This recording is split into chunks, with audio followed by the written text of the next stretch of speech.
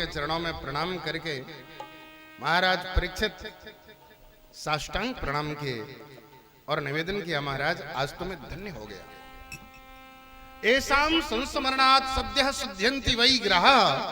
अरे जिसके स्मरण करने मात्र से बड़े बड़े गृहस्थ पवित्र हो जाते हैं, आज वो योगीराज परमहंस श्री सुखदेव जी महाराज आज स्वयं चल करके पधारे।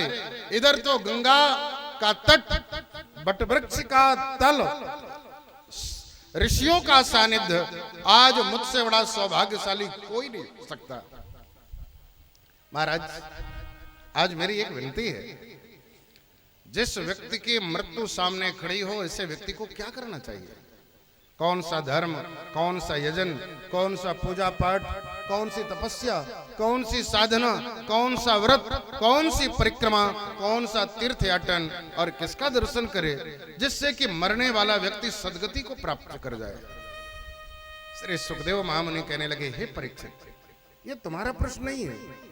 आज सारे समाज के प्रतिनिधि होकर के तुम मुझसे जो प्रश्न पूछ रहे हो, यही तो सारे दुनिया के लोगों का क्वेश्चन है। अरे काल व्याल मुख ग्रास त्रास निर्नाश हेतवे, काल रूपी व्याल हर क्षण व्यक्ति को भक्षण करना चाहता है, एक क्षण का भी भरोसा नहीं है। अरे यही तो दुनिया के लोगों का प्रश्न है कि मरने वाला व्यक्ति क्या करे। सुखदेव महामुनि ने कहा, हे परीक्षित, वरीयानिस्ते प्रश्न, तुम्हारा प्रश्न गरीयान प्रश्न श्रेष्ठ अस्ति, तुम्हारा जो प्रश्न है वह सर्वश्रेष्ठ है। आज तुमने समाज के लिए प्रश्न पूछा है, लेकिन हे राजन, तुमने लोक के हित के लिए, समाज के कल्याण के लिए जो प्रश्न किया है, तो दुर्भाग्य की बात तो यह है कि निद्रया हिरक्ते नक्तम व्यवायेन च वावयः दिवाचार्थे हया राजन कुटुंब भरणेन वा।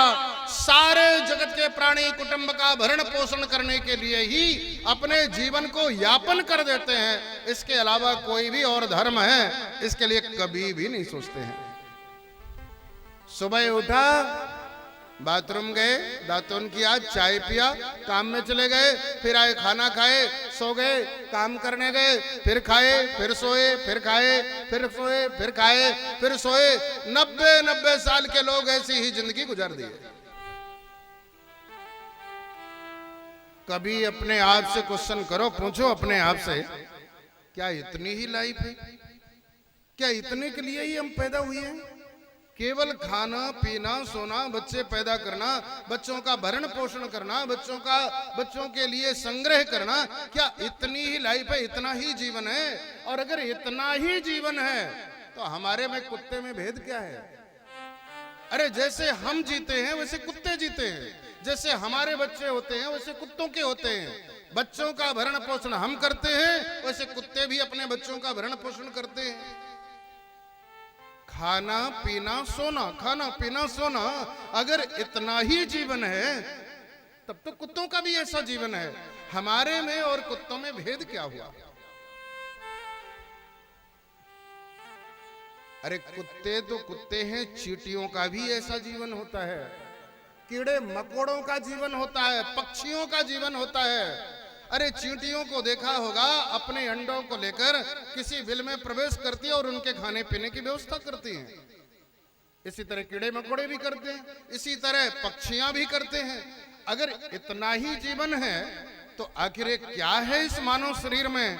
जो स्वर्ग के रहने वाले देवता भी हमेशा भगवान से कहते हैं, एक बार धरती में मुझे मानव बनाकर भेज दो और मैं ऐसा कर्म करूंगा, ऐसा करूंगा, ऐसा करूंगा कि कर्मों से ही कर्म बंधनों का छेदन करने के बाद, समाप्त करने के बाद में नित्य शुद्ध बुद्ध मुक्त स्वरूप हो जाऊंगा, फिर से मुझे धरती में नहीं आना पड़ेगा। तो क्या खाने पीने सोने के लिए? नहीं, एक ही धर्म है, भगवत भजन। मानव तन मोक्ष का द्वार है, साधन धाम मोक्ष कर द्वारा, पाई न जहीं परलोक सवारा। सो परत्र दुख पावे, सिर धुन धुन पछताए, काल ही कर्म ही ईश्वर ही मिथ्या दोष लगाया। संपूर्ण साधनों का धाम ये मानव शरीर है। इससे तुम देवता बन सकते हो, इससे तुम राक्षस बन सकते हो। ये मानव शरीर ऐसा है जो चिंतन तुमने कर लिया, जो लक्ष्य बना लिया, निवेदन करो उस लक्ष्य को यह मानव तन के द्वारा पाया जा सकता है, दूसरे योनियों में नहीं पाया जा सकता है। अरे महाराणा प्रताप ने मुगलों को अकेले रह करके खदेड़ के भगा दिया था, वो मानव शरीर में ताकत होती है। वीर शिवाजी ने मुगलों को ठिकाने लगा दिया था। विश्वामित्र, राजा विश्वामित्र ने निवेदन करो एक क्षत्रिय होने के बाद में ब्रह्मर्षि पद को हासिल कर लिया था। उसी विश्वामित्र ने अपने शिष्य त्रिशंकु के लिए दूसरे स्वर्ग का निर्माण कर दिया था। वो मानव शरीर है, ये वो मानव शरीर है जो देवताओं को भी झुका देता है। ये वो मानव शरीर है जिसको सोचने के बाद, एक बार लक्ष्य बनाने के बाद, दिशा सही पाने के बाद, निवेदन करो ब्रह्मा विष्णु शंकर को भी अरे अनुसुईया ने अपना बेटा बना करके पालने में झुला दिया था। ये वो मानव शरीर है। उस मानव शरीर को पाने के बाद में कल्पना करो तुम कितने में खर्च कर रहे हो, केवल खाने पीने सोने में। अरे खाना पीना सोना बच्चे पैदा करना, यह तो विष्ठा खाने वाले कीड़े मकोड़ों को भी ये भोग प्राप्त हो जाते हैं। अरे 84 लाख योनियों में जाने के बाद न जाने कितने बार हम पत्नियों के साथ, कितने बार पतियों के साथ, कितने बार रसगुल्ला मलाई रसबरबड़ी, अरे कितने बार खाए, कितना खाए, लेकिन आज तक तृप्त नहीं हुए। और जब आज तक तृप्त नहीं हुए तो क्या आज तृप्त होंगे? एक एक इंच जमीन के लिए भाई भाई का मर्डर, एक एक इंच जमीन के लिए भाई भाई में राग द्वेष, एक एक इंच जमीन के लिए सारी चीजें खत्म हो जाती हैं। क्या इतने के लिए कितने दिन का तुम्हारा जीवन है? कल्पना तो करो। अरे एक क्षण का भी भरोसा नहीं है। जो श्वास जा रही है वो श्वास फिर से अंदर आएगी, इसका ठिकाना नहीं है।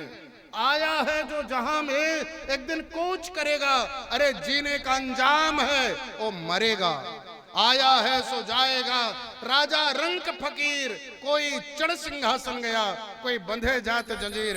किसके लिए रो रहे हो तुम, किसके लिए छटपटा रहे हो? अरे एक क्षण का भी भरोसा नहीं है। निवेदन करो ये मृत्यु लोक है, इस लोक का तो नाम ही है। आने वाला व्यक्ति जाएगा, और कब जाएगा, कहां जाएगा, कैसे जाएगा, बस इस चीज का कोई ठिकाना नहीं।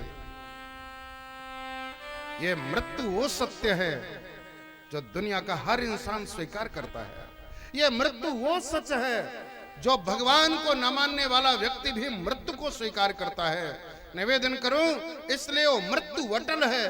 भगवान श्री सुखदेव जी महाराज कहते हैं कि हे राजन, पश्यन्नपि न पश्यति, देखता हुआ भी अपनी आंखों में पट्टी बांध लेता है।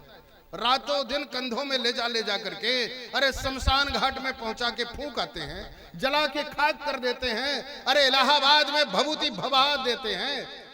देखते हैं, सुनते हैं, इसके बाद भी हमें विश्वास नहीं होता कि हमें भी मरना है।